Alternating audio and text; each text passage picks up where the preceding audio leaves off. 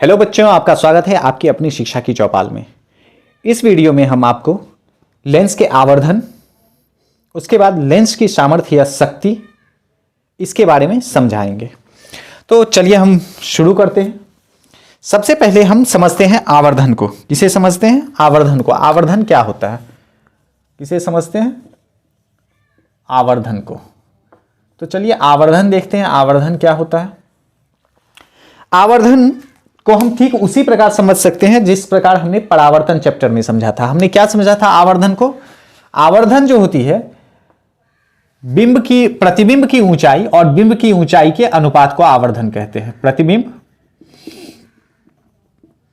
की ऊंचाई एवं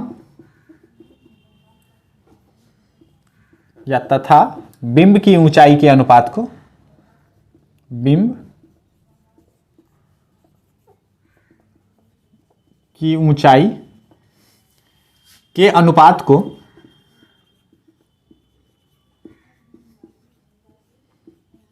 आवर्धन कहते हैं। किसे कहते हैं? प्रतिबिंब की ऊंचाई और बिंब की ऊंचाई के अनुपात को आवर्धन कहते हैं। तो चलिए हम देखते हैं, समझते हैं इसे। प्रतिबिंब की ऊंचाई और बिंब की ऊंचाई के अनुपात को आवर्धन कहते हैं। तो हम क्या लिख सकते हैं? m बराबर H2 बट्टा H1। क्या होता है? m बराबर H2 बट्टा H1। जहां पे H2 क्या है?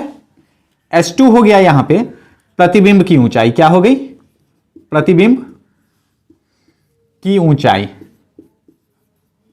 और H1 क्या हो गई? H1 हो गई बिंब की ऊंचाई। H1 क्या हो गई? बिंब की ऊंचाई। बिंब मतलब वस्तु, बिंब मतलब वस्तु, बिंब की ऊंचाई। अब इसका एक जो है दूसरा फॉर्मूला भी होता है। दूसरा फॉर्मूला क्या होता है? वस्तु दूरी और प्रतिबिंब दूरी से संबंधित अगर जो है फॉर्मूला दे तो m बराबर होता है v बाई यू। अब दर्पण में हमने पढ़ा था, दर्पण में माइनस v बाई यू होता है, लेकिन यहां पे प्लस v बाई यू होता है। अब कैसे होता है इसका डेरिवेशन मैं आपको बताऊंगा सबका। जिस तरह से मैंने दर्पण में समझाया डेरिवेशन, उसी तरह डेरिवेशन भी बताऊंगा।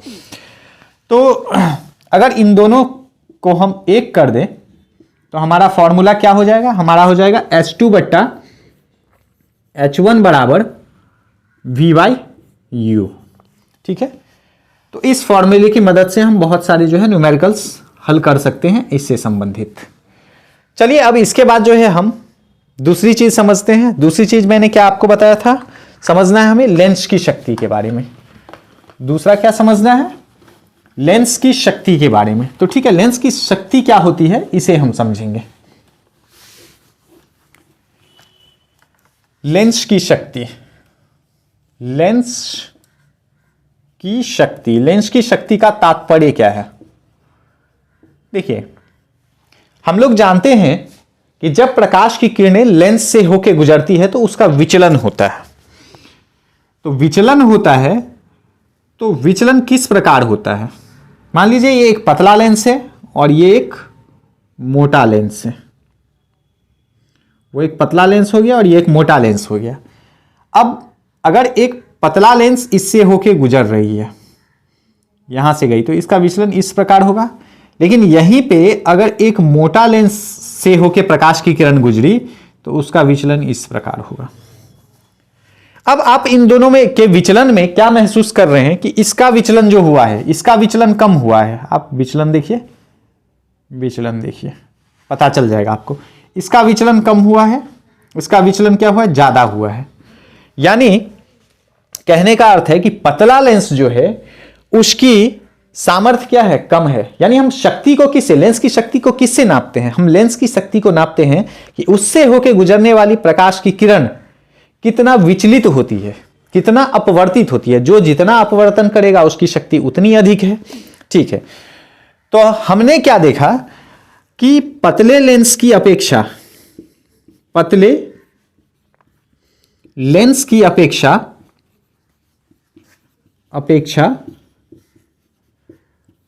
मोटे लेंस की शक्ति अधिक होती है। लेंस की शक्ति अधिक होती है।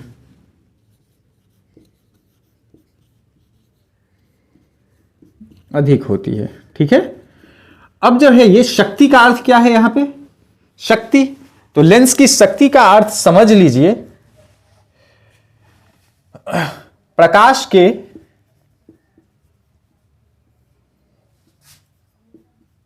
किरणों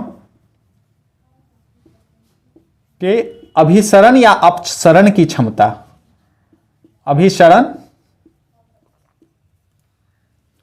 या अपसरण की क्षमता।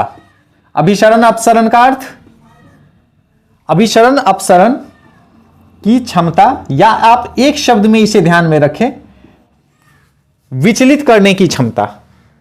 मतलब जो जितना अधिक इसको क्या करेगा, झुकाएगा, विचलित करेगा, उसकी क्षमता क्या होगी, उतनी अधिक होगी। उसकी क्षमता क्या होगी, उतनी अधिक होगी। तो इस प्रकार हम देखते हैं, तो इस प्रकार हम देखते हैं कि मोटे लेंस की जो शक्ति होती है वह अधिक होती है, क्योंकि यह अधिक विचलित करती है। अब इसी को अगर हम दूसरे शब्दों में समझें तो जो पतला लेंस होता है उसकी फोकस दूरी क्या होती है, अधिक होती है। अब पतला लेंस देखिए, यह पतला लेंस है, जब हम इसका फोकस दूरी निकालेंगे, इसको गोल बनाइए, तो इसकी फोकस दूरी क्या होगी, मान लीजिए ये वक्रता के मिडिल में आएगी और इसकी फोकस दूरी कितनी बड़ी हो जाएगी, यहां पे। ठीक है, तो ये इसकी फोकस दूरी हो गई। अब अगर हम एक मोटा लेंस लें तो ये मोटे लेंस की फोकस दूरी कितनी होगी, इसको गोल बनाइए, ये मान लीजिए प्रकाश केंद्र है, यहां पे इसका सेंटर हो जाएगा, इसकी फोकस दूरी काफी कम हुई, मान लीजिए यहां पे इसका फोकस लगभग अंदर घुस जाता है, अंदर घुसेगा नहीं।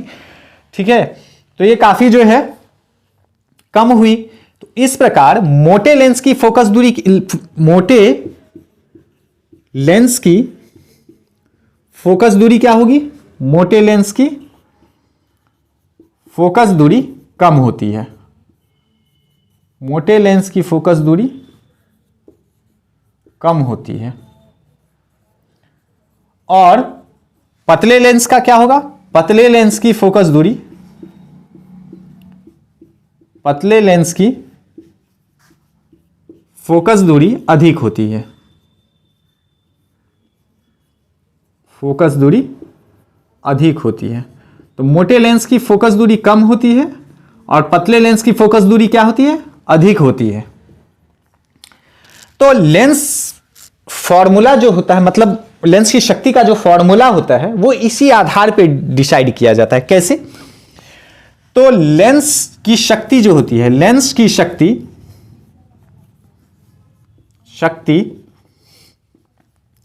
फोकस दूरी की व्युत्क्रमानुपाती होती है। किसकी, फोकस दूरी की व्युत्क्रमानुपाती होती है, व्युत्क्रमानुपाती होती है। ठीक है, अच्छा, व्युत्क्रमानुपाती का अर्थ समझते हैं क्या आप। हमने यहां पे लिखा कि लेंस की शक्ति जो होती है वह फोकस दूरी की व्युत्क्रमानुपाती होती है। फोकस दूरी की व्युत्क्रमानुपाती है। व्युत्क्रमानुपाती का अर्थ समझिए कि जब वह जिन दो राशियों पर निर्भर करती है उसमें एक के बढ़ने से दूसरा घटेगा, एक के बढ़ने से दूसरा घटेगा, तब वह व्युत्क्रमानुपाती हो गया। जैसे मान लीजिए कि अगर किसी खेत में 4 आदमी काम कर रहे हैं और 4 आदमी मिलके उसे 8 दिन में उस काम को कर सकते हैं, तो अगर जो है 8 आदमी मिले तो ये क्या होगा, ये 4 दिन में ही करेंगे, 4 दिन में ही करेंगे ना। अगर 16 आदमी हो जाए तो ये 2 दिन में ही करेंगे। तो इस प्रकार जो है आप देखिए कि इधर आदमी बढ़ा तो समय घटा, तो ये क्या हुआ, व्युत्क्रमानुपाती हुआ। इसी प्रकार लेंस की शक्ति जो होती है वह भी व्युत्क्रमानुपाती होती है। किसकी, फोकस दूरी की। तो लेंस की शक्ति को अगर हम P से इंडिकेट करें तो P बराबर होता है 1/f। अब देखिए ये हो गया लेंस की शक्ति। अगर फोकस दूरी बढ़ेगा, आप खुद दिमाग लगाइए, अगर मान लीजिए फोकस दूरी क्या हो, फोकस दूरी 2 हो, तो शक्ति कितनी हो जाएगी, 1/2। 1/2 का मतलब 0.5। और अगर फोकस दूरी जो है 4 हो तो शक्ति कितनी हो जाएगी, शक्ति हो जाएगी 1/4 यानी 0.25। अच्छा, तो इस कंडीशन में हमने क्या देखा कि जो है जब फोकस दूरी कम थी तो शक्ति क्या हुआ, ज्यादा हुआ। 0.5 ज्यादा है ना 0.25 से, तो जब जो है फोकस दूरी कम थी तो शक्ति ज्यादा हुई, और फोकस दूरी ज्यादा हुई तो शक्ति क्या हुई, घट गई।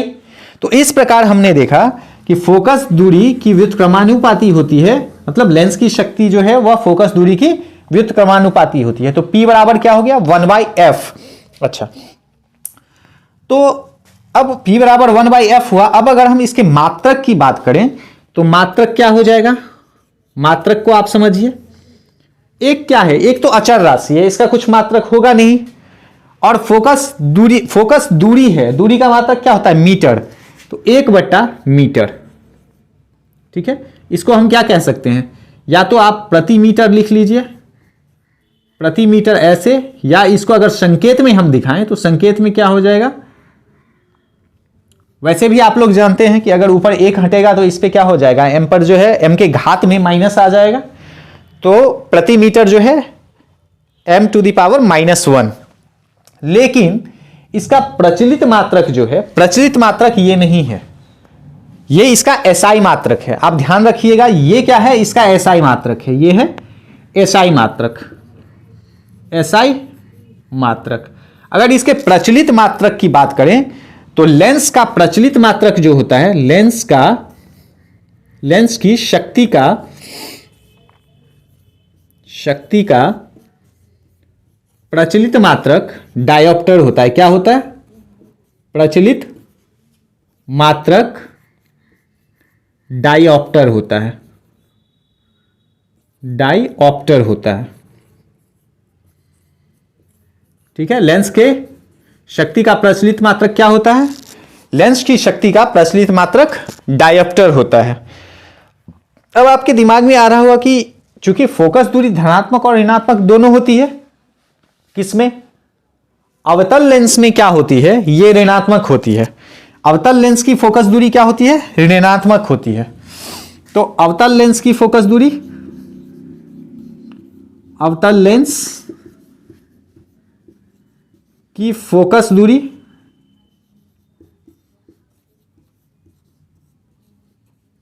ऋणात्मक होती है, माइनस में होगी, और उत्तल लेंस की फोकस दूरी, उत्तल लेंस की फोकस दूरी क्या होगी, धनात्मक होगी। तो इसी हिसाब से ये जो मात्रक जो है उसका चिन्ह किस प्रकार से चेंज होगा, मतलब ये जो रिजल्ट आएगा लेंस की शक्ति का, उसका चिन्ह किस प्रकार से बदलेगा, वो निर्भर करेगा कि आप उसे उत्तल लेंस के लिए प्रयोग में ला रहे हैं या अवतल लेंस के लिए। अगर अवतल लेंस के लिए प्रयोग में ला रहे हैं तो क्या होगा, ऋणात्मक होगा, और अगर उत्तल लेंस के लिए प्रयोग में ला रहे हैं तो क्या होगा, वो धनात्मक होगा। ठीक है, तो इस प्रकार हमने आज 2 टॉपिक को देखा, एक आवर्धन और दूसरा हमने देखा लेंस की शक्ति। अच्छा, आवर्धन में एक चीज आप लोग ध्यान में रखिएगा कि आवर्धन जो होता है, अगर आवर्धन का रिजल्ट आपको माइनस में आया तो क्या होगा, और आवर्धन का रिजल्ट अगर पॉजिटिव आया तो क्या होगा। तो हम देखते हैं, अगर आवर्धन का मान अगर ऋणात्मक आया, आवर्धन ऋणात्मक, तो इसका मतलब क्या हुआ, आवर्धन के ऋणात्मक मान का अर्थ होता है कि प्रतिबिंब जो है वास्तविक है, प्रतिबिंब वास्तविक एवं उल्टा है, प्रतिबिंब वास्तविक एवं उल्टा है। और अगर आवर्धन जो है धनात्मक हुआ तो आप इससे